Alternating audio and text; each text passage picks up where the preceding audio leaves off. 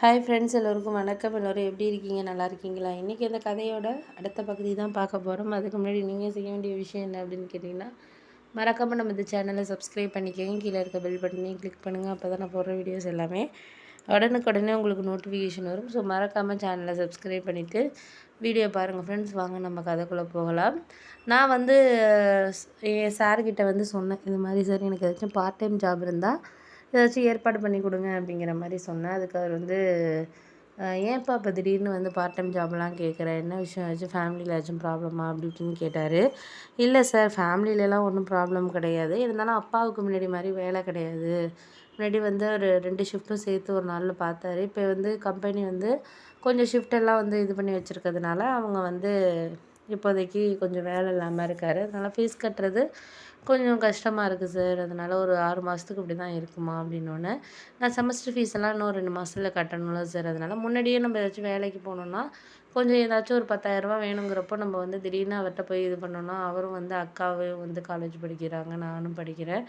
அவங்க பிஜி படிக்கிறாங்க, நான் யூஜி படிக்கிறேன். அப்படி இருக்கிறப்போ வந்து 2 பேருக்கும் அவங்களால சமாளிக்க முடியாதுல்ல. அதனால் அக்காவே இப்போ வந்து அவங்க காலேஜுக்கு பக்கத்தில் ஏதோ ஜெராக்ஸ் கடையில் வந்து பைண்டிங் ஒர்க்கெல்லாம் இது பண்ணுற ஒர்க்குக்கு தான் போயிட்டுருக்காங்க. அப்படி இருக்கிறப்ப நானும் ஏதாச்சும் என்னோட இதுக்கு ஏதாச்சும் ஒரு ஒர்க் பண்ணால் நல்லாயிருக்கும் சார். அதனால தான் உங்கள்கிட்ட கேட்குறேன் அப்படின்னு சொல்லிட்டு, எங்கள் கிளாஸ்க்கு என்கிட்ட நல்லா பேசக்கூடிய ஒரு சார். எல்லாருக்கும் ஹெல்ப் பண்ணுவார் அவர். அவர்கிட்ட கேட்டேன். அவர் பேர் கோபி.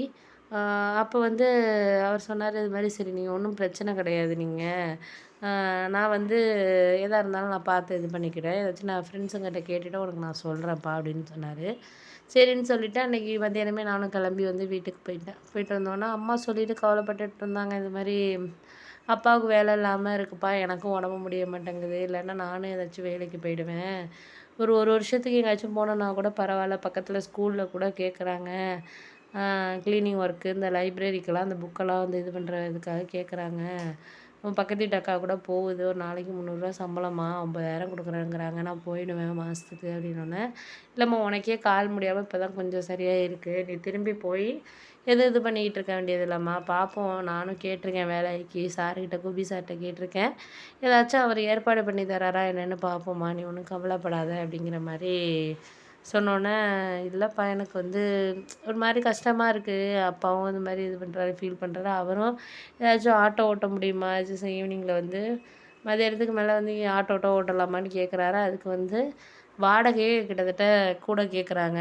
அதுக்கு நம்ம அவ்வளவு சம்பாதிக்க முடியாது. சொந்த இதாக இருந்தால் பிரச்சனை இல்லை. நம்ம வாடகைக்கு ஓட்டணுங்கிறப்ப நம்மளுக்கு கஷ்டமாக தானப்பா இருக்குது அப்படின்னோடனே, அதெல்லாம் சரிதான், நான் சொல்கிறதெல்லாம் சரிதான். என்னால் வந்து இது பண்ண முடியலை அப்படிங்கிறப்ப, என்னால் கொஞ்சம் பார்த்து தான் இது பண்ணணும் அப்படின்னோடனே, சரி விடு பார்த்துக்கலாம். நம்ம எதுவும் இப்போதைக்கு இது பண்ண தேவையில்ல. பார்த்து இது பண்ணுவோம் நம்ம முடிஞ்ச அளவுக்கு. நம்மளால வந்து இது பண்ண முடியுதோ அதை தான் வந்து இது பண்ணிக்கிட்டு நம்ம இது பண்ணணும் அப்படின்னோடனே, நான் அதுக்கு தான் சொன்னேன். ஒரு சில விஷயங்கள் வந்து நம்மளுக்கு சரியான இதில் நம்மளுக்கு கிடைக்குதா கிடைக்கலையா அப்படிங்கிறத தான் நம்ம யோசிச்சு பார்க்கணும் முடிஞ்ச அளவுக்கு. நானும் கேட்டிருக்கேம்மா அப்படின்னோடனே, சரி நீ கேட்ட வரைக்கும் சரிதான்ப்பா. நான் வந்து பார்ப்போம், நம்ம முடிஞ்ச அளவுக்கு என்ன நடக்குதோ அதை வந்து நம்மளால வந்து இது பண்ண முடியுதாங்கிறத நம்ம பார்ப்போம் அப்படின்னோடனே, சரி சரி அப்படின்னு சொல்லிட்டு ஒரு 2, 3 நாளைக்கு இப்படியே வந்து போயிட்டு இருந்துச்சு. அப்புறம் சார் கூப்பிட்டாரு, இது மாதிரி கேன்டீனில். நான் அப்போ தான் வந்து கேன்டீன் போகலாம், ஏன்னா காலையில் சாப்பிடல, அம்மா வந்து உடம்பு இல்லைன்னு சொல்லிட்டு எதுவும் சமைக்கல, அதனால இட்லினாச்சும் வாங்கி சாப்பிடுவோன்னு சொல்லிட்டு அப்போ தான் கேன்டீனுக்கு போனேன். அவர் கூப்பிட்டாரு, இது மாதிரி வேற ஒரு டிபார்ட்மெண்ட் பையன் வந்து கூப்பிட்டான், இந்த மாதிரி கோபி சார் உன்னை கூப்பிட்றாரா அப்படின்ட்டு. சரின்னு சொல்லிட்டு நானும் போனேன். போனதுக்கு அப்புறம் தான் வந்து எனக்கு கொஞ்சம் இதாக இருந்துச்சு. ரொம்ப ஒரு மாதிரி எப்படி சொல்கிறது, ஒரு சந்தோஷமாகவும் இருந்துச்சு. ஏன்னா ஏதாச்சும் வேலைக்கு தான் சொல்ல போகிறாரு அப்படின்னு சொல்லிட்டு தான் நான் மனசுக்குள்ள நினச்சிட்டு போனேன். அப்புறம் அவர் சொன்னார், இது மாதிரி வந்து என் ஃப்ரெண்டு வீட்டில் வந்து ஈவினிங் மட்டும் ஒரு 2 ஹவர்ஸ் இந்த க்ளீனிங் ஒர்க்லாம் இருக்காங்கப்பா. அவங்க வீட்டில் இந்த டான்ஸ் கிளாஸ்லாம் நடத்துகிறாங்க. நைட்டு டான்ஸ் எல்லாம் முடிஞ்சு அந்த பிள்ளைங்கள்லாம் போனதுக்கப்புறம் டியூஷன், டான்ஸ் எல்லாமே நடத்துகிறாங்களாம்.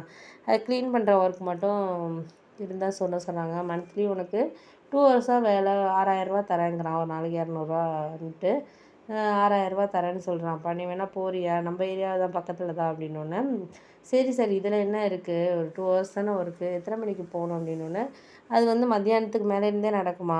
ஈவினிங் ஒரு 7:30 மணி அந்த மாதிரிக்கு போனோன்னா ஒரு 8:30 மணிக்குள்ளே நீ முடிச்சுட்டு கூட வந்துடலாம் வீட்டுக்கு. 8:30 9 மணிக்கு கூட வந்துடலாம். 2 ஹவர்ஸ் தானே ஒர்க்கு அப்படின்னோடனே, சரி ஓகே சார் நான் வரேன்னு சொல்லுங்கள், நாளையிலேருந்து வரேன்னு சொல்லுங்கள் அப்படின்னோடனே, சரின்னு சொல்லிவிட்டு நான் மறுநாள்லேருந்து போகிறேன் அப்படின்னு சொல்லிவிட்டு அவர்கிட்ட சொல்லிவிட்டு நான் வீட்டுக்கு கிளம்பிட்டேன்.